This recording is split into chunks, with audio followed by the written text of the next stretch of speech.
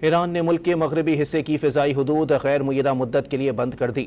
نیم سرکاری ایرانی خبررساں ادارے تسنیم کے مطابق یہ فیصلہ سیکیورٹی خدشات اور ہائی ملٹری الرٹ کے باعث کیا گیا ہے۔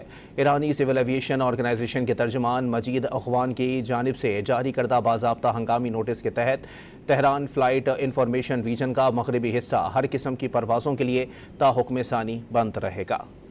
ایران نے ملک کے مغربی حصے کی فضائی حدود غیر معینہ مدت کے لیے بند کر دی۔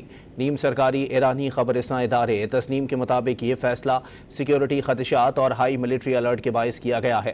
ایرانی سول ایویشن آرگنائزیشن کے ترجمان مجید اخوان کی جانب سے جاری کردہ باضابطہ ہنگامی نوٹس کے تحت تہران فلائٹ انفارمیشن ریجن کا مغربی حصہ ہر قسم کی پروازوں کے لیے تا حکم ثانی بند رہے گا۔ ایران نے ملک کے مغربی حصے کی فضائی حدود غیر معینہ مدت کے لیے بند کر دی۔